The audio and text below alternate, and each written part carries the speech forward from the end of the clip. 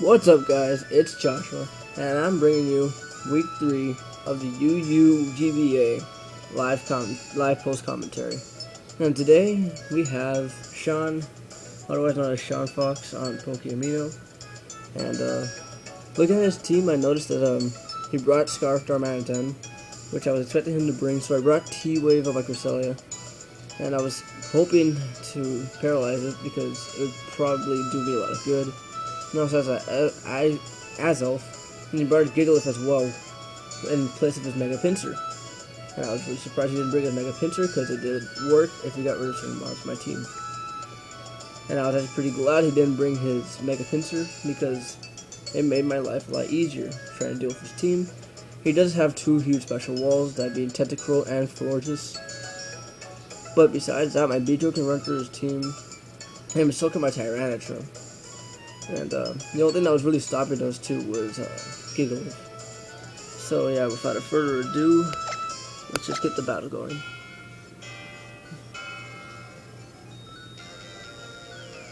Anyways, I'm going to lead off with my Beedrill, predicting him to lead with his Azelf, which he actually does. And he's actually going to switch right off the bat. I thought he was going to go for Stealth Rock, so I went straight for the U-turn here. He's going to go into his Tentacruel.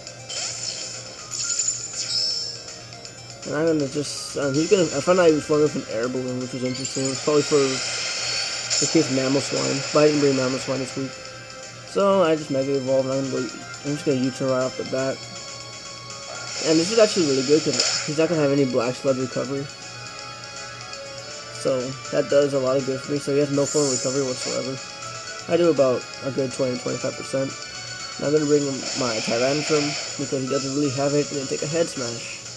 And this is the moment when you start to find out that he forgot to put on his contacts. The moment I did battle, he's gonna hit the first head smash. Yeah, he's gonna hit it just fine.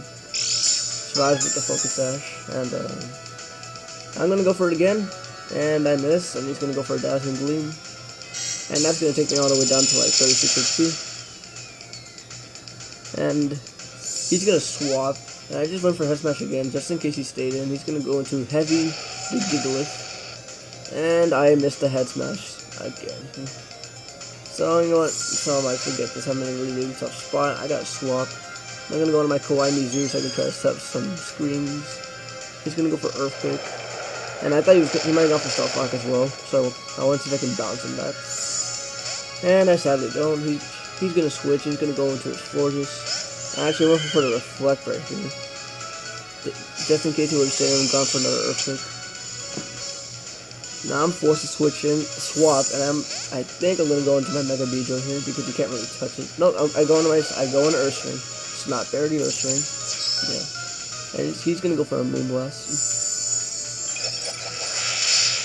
and he's gonna take me down to 78 HP. Does a lot of damage because Earthstring does not have a lot of defense. He's going to swap. And I thought he was going to go into his Bismagius or his Gigalith. He's going to go into his Gigalith. And I go for the Facade, just in case. I would have killed the Bismagius upon switching because I would have outsped because of Quick Feet. And at this point, Earthstring's pretty much worthless, so I'm like, you know what, I might as well get as much damage as I can on these things. And I do about a good 50% to it from that range. And he's going to finish me off with an Earthquake. So at this point it is 5-6, my Earthstring goes down, and actually no, he actually survived, so that leads me to believe that this thing had like no investment when it came to attack. So yeah, Slot Bear makes his debut, and he does not do much. I'm going to bring in Kawaii Mizu again, and I just go straight for the Psychic. If he would have brought in his Fortress, it would have been damage, but he decides to stay in, just in case. So Espeon gets a kill, and he makes it 5-5, he's going to bring back his Azelf. And he actually outspeeds me. I didn't have my computer at the time, so I couldn't check the speed. I couldn't really save him. So Kawaii Mizu sadly has to fall. Knocking off my live play. I'm gonna go back into Beedrill, and he's gonna swap out. And I believe I go for the U-turn here again. He's gonna go into Tentacruel, but his Tentacruel can only take so much damage because since he has absolutely no recovery. So it's gonna be a rinse and repeat process like earlier in the game. I'm going to U-turn, and I believe I'm going to go straight back into my Tyranitar just to scare him away.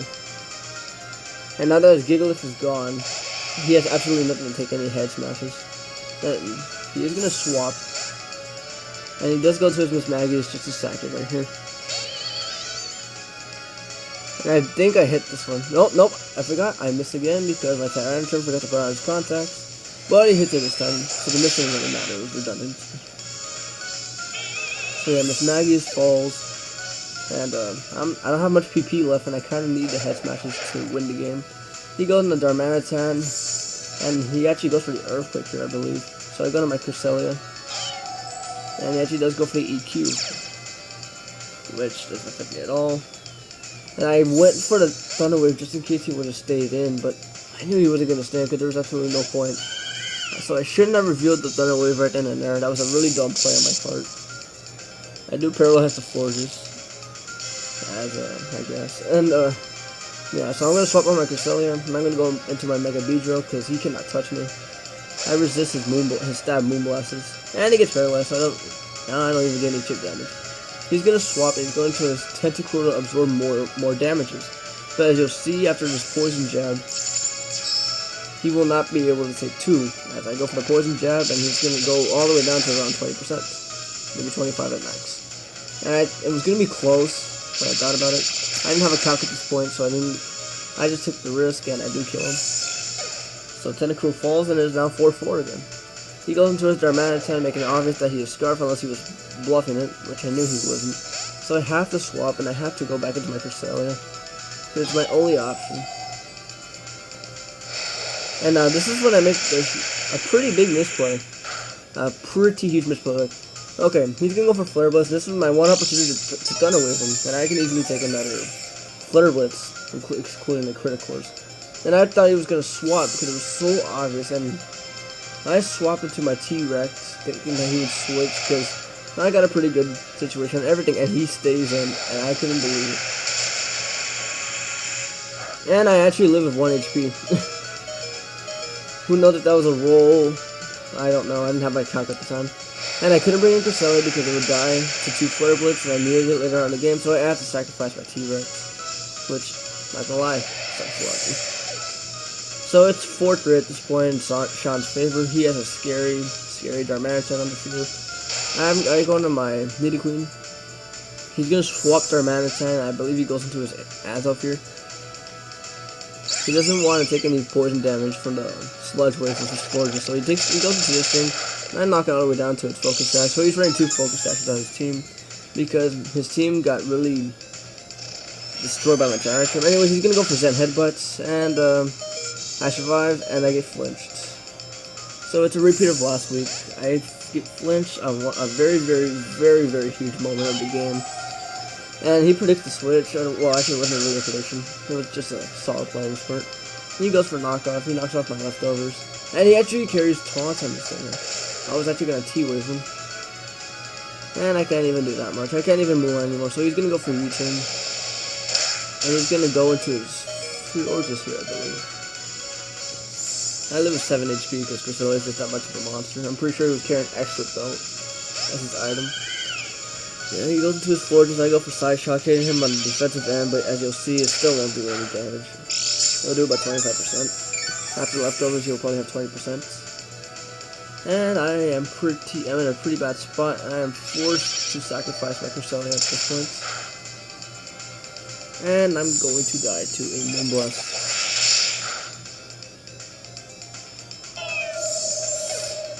There was nothing I really could have done at that point.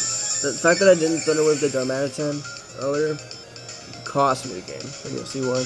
I'm going to go into Beedrill, and I'm just going to finish this off with a Poison Jab. At this point, this is my last Pokemon, I believe.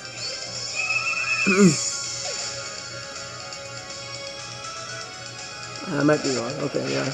Well, he's gonna go into his Darmanitan, and I have to hope he's not Scarf. Maybe he's just bluffing the entire time. Maybe he's Bandy or Life Orb. And if I know he's Scarf, I'm just gonna be absolutely destroyed. And sadly, Beedrill falls. And my last Pokemon, I believe, is my Chesticles, who's living out there in 9 HP.